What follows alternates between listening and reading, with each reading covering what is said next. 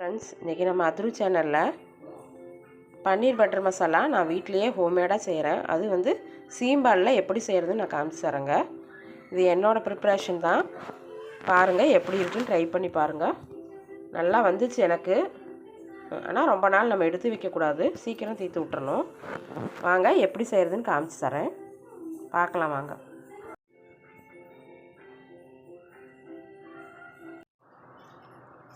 நான் வீட்டுக்கு பக்கத்துலேயே மாடு கன்று போட்டிருந்துச்சு.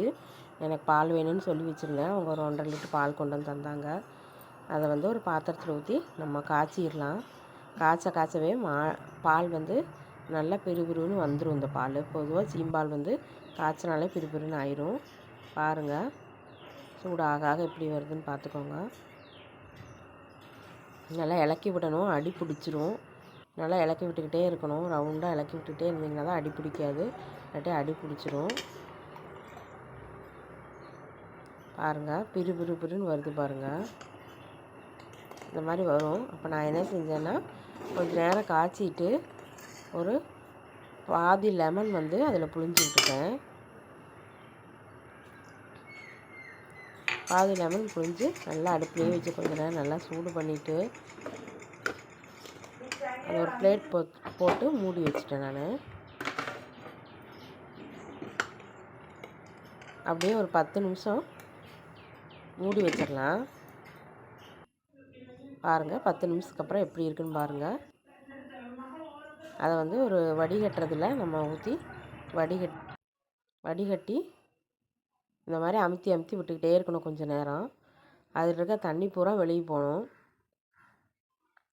இல்லைன்னா துணியில் வந்து வடிகட்டுறது துணியே விற்கிறாங்க. இல்லைன்னா வெள்ளை துணியில் நல்லா மூட்டை மாதிரி கட்டிட்டு நல்லா இறுக்கி புழிஞ்சோம்னா தண்ணி பூரா வெளியே போயிடும்.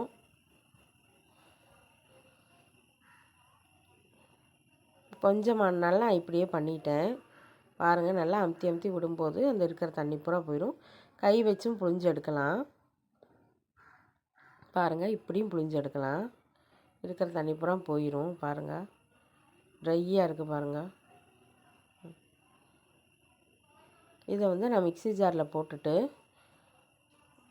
ஒரு குழிக்கரண்டியில் பாதி குழிக்கரண்டி புட்டு மாவுங்க, சாதா பச்சரிசி மாவு கிடையாது, புட்டு மாவு குருணையாக இருக்கும்ல அந்த மாவு, அதை வந்து இந்த மாதிரி பாதி கரண்டி போட்டுட்டேன். நான் அதில் போட்டுட்டு நல்லா மிக்ஸி ஜாரை இதில் வச்சு நல்லா அடித்து எடுத்துடலாம். மிக்சியில் வச்சு நல்லா ஓட்டி எடுத்துருவோம். எல்லாம் மிக்ஸ் ஆகணும். அந்த பச்சரிசி பொடி வந்து அந்த ஈரத்தன்மை இருந்ததுன்னா அதை எடுத்துரும். பாருங்கள், அரைச்சிட்டு வந்து எப்படி இருக்குன்னு இப்போ பார்க்கும்போது இப்படி இருக்கும். கொஞ்சம் நேரம் கழிஞ்சாயினா அது கட்டி ஆயிரும். என்னடா கட்டியாக இப்படி இருந்ததுன்னா எப்படி பண்ணுறதுன்னு நினைக்காதீங்க, கண்டிப்பாக கட்டி ஆயிரும். அதுக்கு தான் நான் குருணை போட சொல்லியிருக்கேன். குருணையாக இருக்கும் புட்டு மாவு பொடி, அந்த மாவு பொடி தான் போடணும். இதை வந்து நம்ம வேறு பாத்திரத்தில் மாற்றிடலாம். அங்கே பாருங்கள், நமக்கு எந்த பாத்திரம் வேணுமோ அந்த ஷேப்பில் எதில் வேணாலும் வச்சுக்கலாம். மூடி போட்ட பாத்திரமாக இருக்கணும். போட்டு அதை வந்து நல்லா அமுத்தி விட்டுட்டு ஒரு துணி இருந்ததுன்னா அது மேலே ஒப்பி எடுத்து இருக்கிற தண்ணி பூரா வந்துடும். ஆனால் நான் இதுலேயே அமுத்தி விட்டேன். ஃப்ரீசரில் வச்சா சரியாக போயிடும். கொஞ்சம் நேரம் அமுத்தி விட்டோம்னா நல்லா கட்டி ஆயிரும். நீங்கள் ஃபஸ்ட்டு நாளுங்காட்டி அடுத்த நாள் எடுத்து பார்த்திங்கனாலே தெரியும், சூப்பராக இருக்கும். அது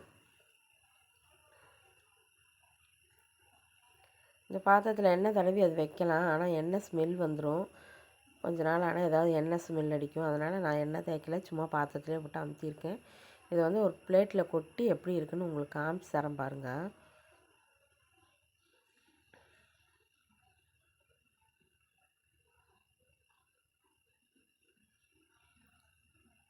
நல்லா அமுத்தும் போது செட் ஆகும். அதனால தான் நான் கொஞ்சம் நேரம் அமுத்துறதையே காமிச்சு கொடுத்துட்ருக்கேன். சும்மா 2 அமுத்துனால செட் ஆகுது. கொஞ்சம் நேரம் அமுத்தணும், நல்லா ப்ரெஷர் பண்ணி அமுத்தணும். கொட்டி உங்களுக்கு காமிச்சு பிளேட்டில் கொட்டி பாருங்கள் இப்படி இருக்குது. இப்படி தான் இருக்கும். இதை வந்து நம்ம கட் பண்ணி எடுத்துக்கலாம்.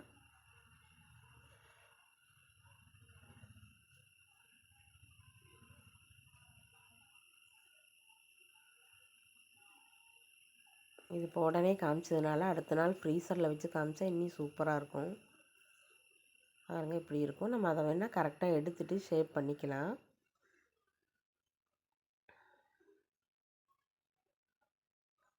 ஸ்பீடாக கட் பண்ணி இப்படி எடுத்து நம்ம என்ன ஷேப் வேணுமோ அந்த ஷேப் பண்ணிக்கலாம்.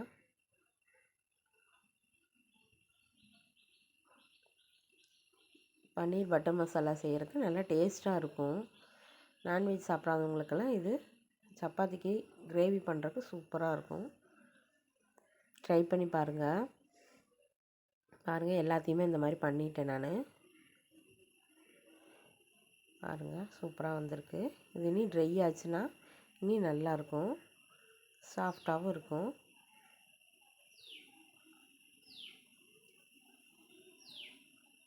இவ்வளோ பெருசு வேண்டாம், நாங்கள் கட் பண்ணி சின்னதாக போட்டுக்கிறோன்னா அதை வந்து 2 பீஸாக ஆக்கி ஷேப் கரெக்ட் பண்ணிடலாம்.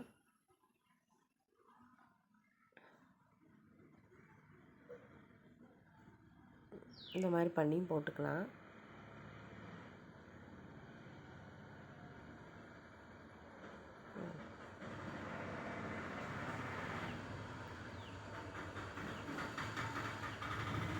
கடையிலலாம் வாங்கினோம்னா ரேட்டும் கூட, அதுவும் இல்லாமல் வந்து எவ்வளோ நாள் அவங்க செஞ்சு வச்சுருப்பாங்க. இந்த மாதிரி சாதாரண பால்லையும் கூட நீங்கள் செய்யலாம், ஒன்றும் பிரச்சனை கிடையாது. நான் வந்து இந்த பால் வேஸ்ட்டாக போகக்கூடாது, எல்லாருக்கும் சாப்பிட்ணுங்கிறக்காக வேண்டி நான் பண்ணினேன்.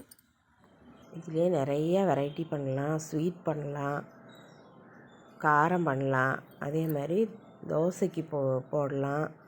இந்த மாதிரி நிறைய பண்ணலாம், கிரேவி பண்ணலாம்.